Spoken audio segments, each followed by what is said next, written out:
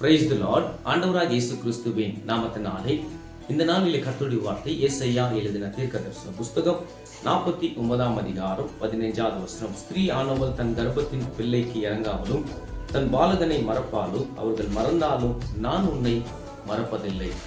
தேவன் நம்மளை பார்த்து சொல்லிக் கொண்டிருக்கிறார், கர்த்தருடைய பிள்ளைகளே, நான் உன்னை மறப்பதில்லை, நான் உன்னை கைவிடுவதில்லை.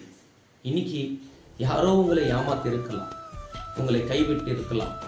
பல வருஷங்கள் அவங்களோடு கூட நீங்கள் நல்ல நட்பாக இருந்திருக்கலாம்.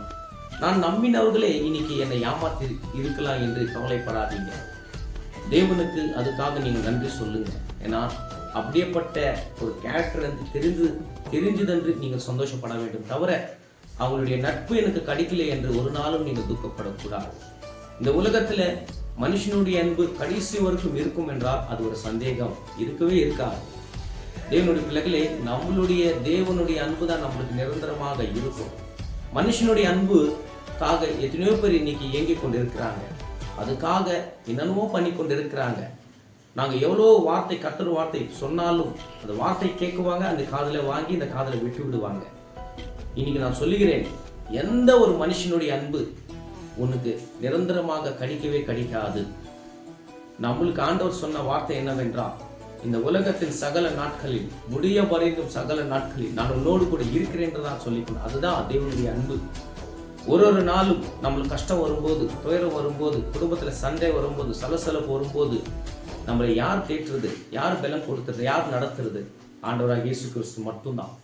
இந்த உலகத்துல எந்த மனுஷனுடைய அன்புக்காக ஏங்காதீங்க. எந்த மனுஷனுடைய அன்புக்காக ஏங்கி ஏங்கி ஏங்கி ஏமாந்தது போதும்.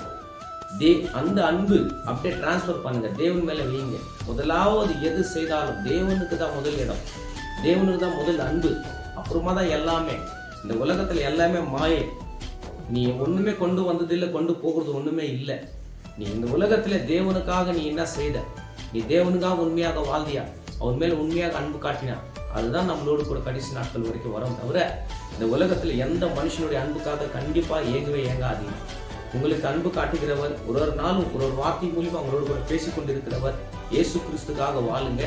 ஆண்டவர் இந்த வார்த்தை மூலியமா உங்களோடு பேசினான்னு நான் விசுவாசிக்கிறேன். கர்த்தர் தாமும் உன்னை ஆசீர்வதிப்பாராக. ஆமென், ஆமென், ஆமென்.